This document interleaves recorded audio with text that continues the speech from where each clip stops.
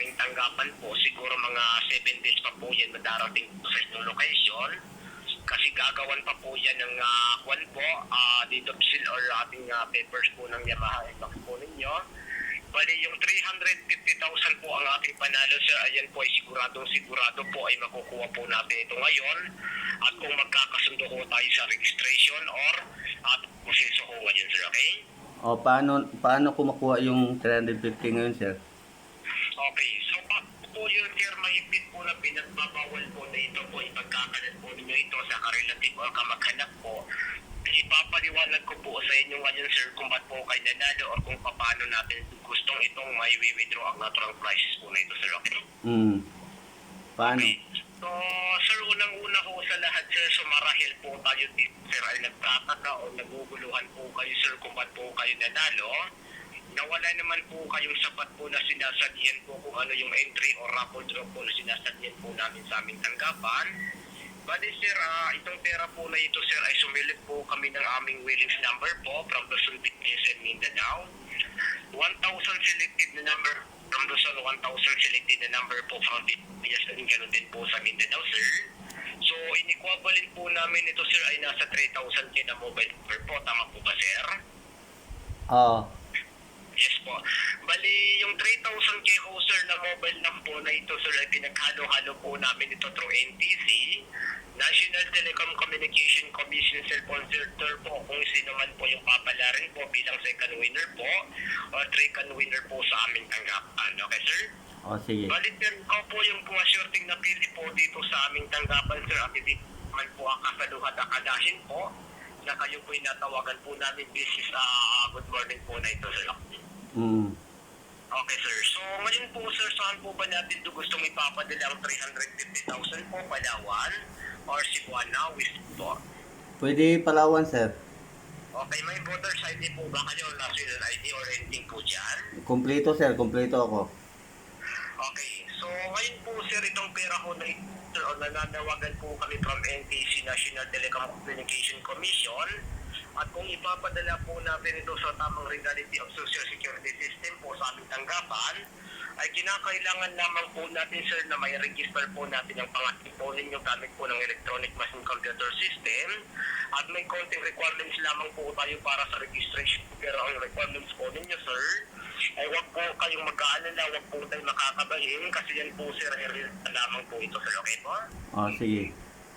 Okay.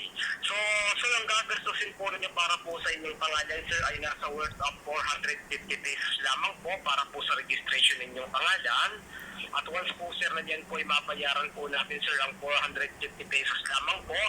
Ayan po ay sinisigurado po namin sa inyo, sir. Yan po ay magagawan din po yan ng emergency of certificate of refundable absolution, sir. Okay po? Pwede bang doon na lang ibawas yung sa 350,000? Bawal po natin ito sir, kakaltasan or babawasan po kasi permado at aprobado din po ito ng NTC, National Telecom Communication Commission Cellphone Center at permado din po ito ng Memorandum of Agreement po, kaya bawal po natin ito kakaltasan at kahit may big po na piso or sentimo dyan kasi napermahan na po ito ng matataas po nating official sir. Okay sir? Bali, kung isaan po natin yung ipapadala sir ang 450 po na yon, ay sa Gcash po natin yung ipapadala, may kakasin po ba natin ngayon? Pwede, kakasin. Okay, so ibibigay ko po sa inyo sir ang Gcash name, Gcash number po. Nakakasinan po natin sa Gcash po at kapag once po sir na may cash-in po natin ngayon, ay tawag lamang po kayo dito, update po kayo sa aming tanggapan sir. Okay sir? Sige. Sige, so pakintay na lamang po sir yung aming update po sa inyo, 2 minutes lamang po. Sige, sir. Sige po. So ayun guys, mayroong scammer na tumatawag sa akin kasama ngayon. So tumatawag siya ulit. Ano pa to? Text Ay, lang. hindi, text lang. So text lang siya guys. Ngayon, mamaya, within 5 minutes, tatawag daw siya ulit kasi nanalo daw si yung kasama ko ng NMAX saka 350,000. Ayan, tumawag na naman.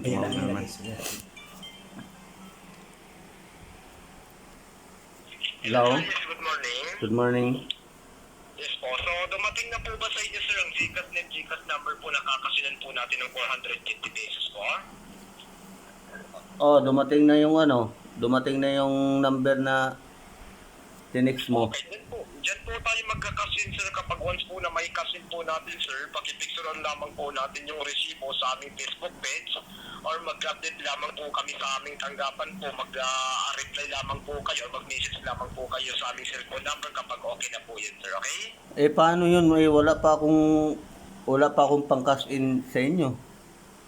So, maaari naman po natin ito sir na magawan din po ito ng emergency of certificate of refundable funds transaction para na sa ganun po na hindi po tayo magkakapire audit sa aming tanggapan sir, okay?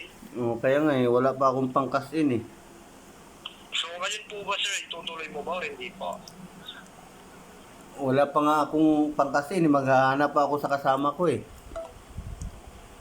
Pinatay. Tangina talaga.